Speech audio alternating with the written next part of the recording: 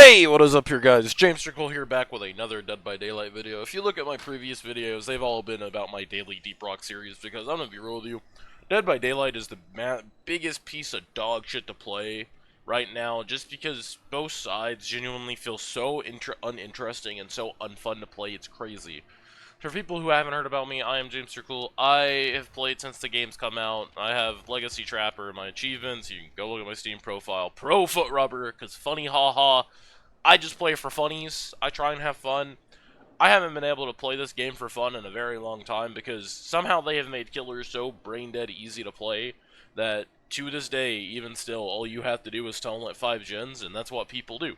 Because instead of actually fixing issues like terrible loops in the game or map generation, like I don't know why the game can spawn with 20,000 fucking pallets. Instead, we just keep band-aid fixes in the game. You want to win your games, tunnel one person out at 5 gens, and then in return, Survivor becomes miserable, and it's just not a fun experience. So, well, I wanted to talk about this, because it really, I hate it. My buddy asked me the other day, let's play Dead by Daylight. I was like, man, I'll just play one more game of Marvel Rivals, then I'll try DBD. We play it, I have a fun time, he goes 40 kills on there, and then we switch to DBD. Holy fuck. We got teammates who look like they are literally in rank 20, just coming out of low elo. We had teammates who were giving up on Hook. We had P100s, but our teammates played like babies. And then the slugging, and the bleeding, and the tunneling, it just wasn't fun. It just wasn't enjoyable.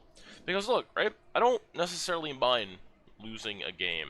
Man, that's fine, you're gonna lose games. It's actually healthier to lose your games and go on a 500 win streak with Blight like some people do. But when it's to the point to where I'm losing nearly every Survivor game, and then I don't even feel good when I win anymore, because of what I had to do to even get a 1-out as Survivor, which is considered still a loss to many killers, to many people, it just isn't enjoyable. So let's talk about killers, because for some reason people think that I hate killer players or want them nerfed into the ground. I have said this over and over again. I don't want killer nerfed to the ground. I want the game to require a little bit more brain power. As we've seen time and time again with Dead by Daylight's buffing and nerfing decisions, here's Houndmaster turbo buffed for some fucking reason to where I just don't want to play against her. Because her whole power just makes me stand in place unable to do anything and guarantees a free hit upon hitting me. It's boring, it's a terrible design, and I was going to love her. She came out and I played her and she was so terrible. I was like, alright, cool. If behavior just gives her a little bit of buffs and fixes her bugs, I will be so happy. This is behavior now launching the buff nuke button. We're going to make her incredibly powerful for some reason. Like, I don't fucking get it. Like, why does behavior do these things with numbers and don't properly test them is beyond me. I've seen people bitching about Chucky. You wanna know what? You're babies. He's completely fine. They didn't gut him. You can still play Chucky and still get kills. You can still play Skull Merchant and get kills. But yes, she is significantly weaker and she does need a buff. To say that she is gutted when all you have to do is run 4 slowdowns and tunnel someone out is beyond me. Because the only group of people you're going to lose to that is people playing with a Survive with Friends group.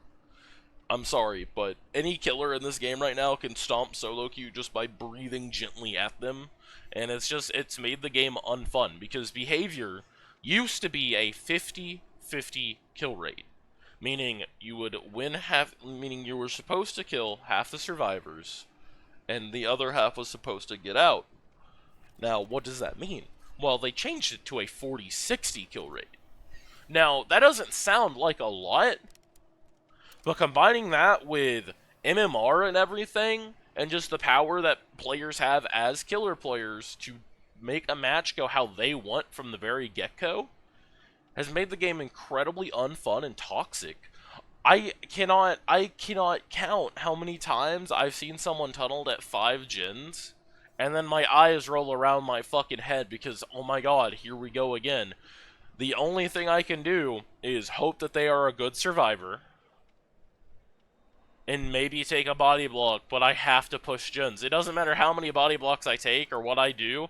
If there is no one on a gen, then I lose. You know what sucks about that? Solo queue. If I have a solo queue teammate who's being dumb and not doing anything and doing the 5th fucking totem of that match instead of a gen, when that person's now dead on hook, I have no way of winning that match as Survivor, which always feels shitty.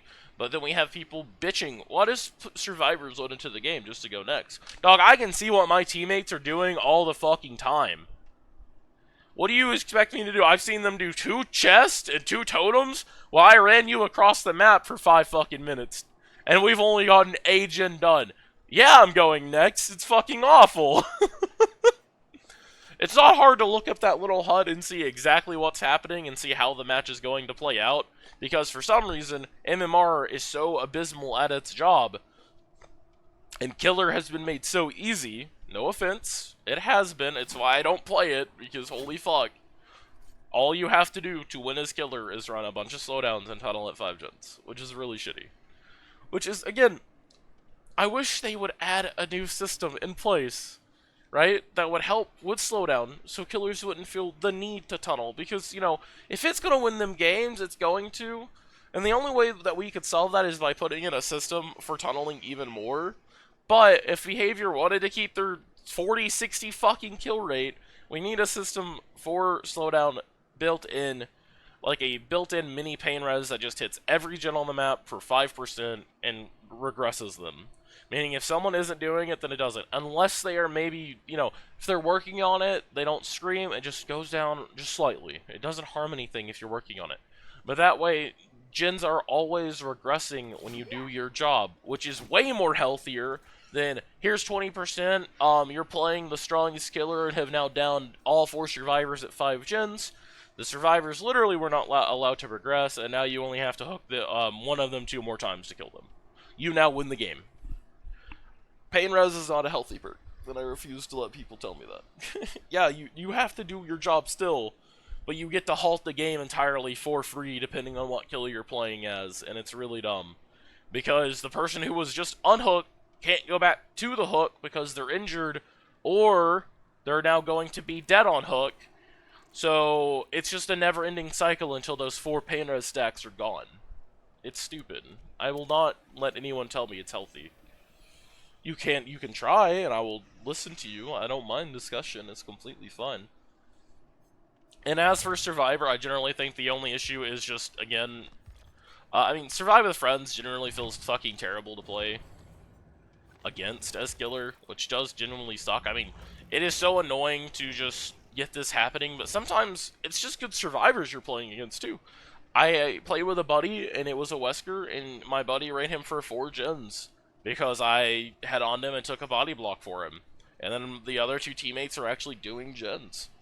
And the killer has no way to know. I generally wish we had a way to know if it was a Swift group. That way killers can generally make their decision on it and give a reward for playing against it. That way people don't feel as inclined to dodge. But if we did that, again, we're going to have people, because this community is full of babies, who are just going to dodge every Swift they see. Or, if they see like a duo, they're going to be incredibly toxic towards duo players for just playing with their friends. Because, again, this game breeds toxicity. The amount of time I've been told that I was tunneled out because survivors in a different game were mean to them is crazy to me. Toxicity is another big issue, is my point. Every time you teabag the killer at an exit gate, even though they didn't do anything, they're going to keep that mentality, and it's just going to keep building and building and building every time they play the fucking game, to the point to where they just don't care anymore. Every time I go to play a fun, just goofy-ass build on killer, I get teabagged. I'm like, what the fuck, man? I could have just ran 4 slowdowns, tunneled your ass out, and you wouldn't even have a chance. To which, I kind of get it, because Survivor feels so miserable to play. So, I mean, fuck, it sometimes does feel like you clawed it tooth and nail to get out of a fucking match. So, I don't know. The very weird, funny balancing decisions of behavior, combined with the toxicity, and how useless skill-based matchmaking, I feel, all correlate to how terrible this game has felt lately.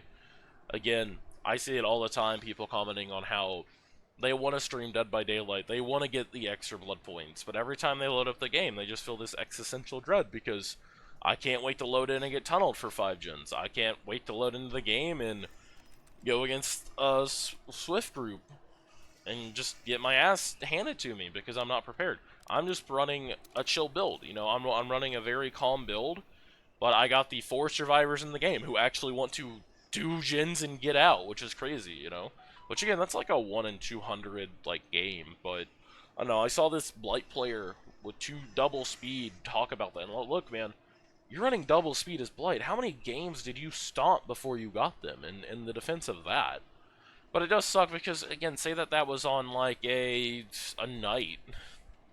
You can't do anything about that. That is fair, you know? Swift is the strongest thing in the game. You just ain't getting a Swift group every fucking 50 games, I'm sorry. So, again, here's hoping behavior does things with balancing. I would really love to see the meta shake up. I'm not going to mention about anything. Again, I tried to include both sides because, again, as someone who does play both sides, it really sucks. One of my most frustrating aspects is I'll play a game as Survivor and see the biggest dead zone in the fucking map, but I'll play a game as Killer, and that same zone on that same fucking map, for some reason, has thousands of pallets, and I don't understand why. It makes me want, like, static map generation. I'm gonna be real with you.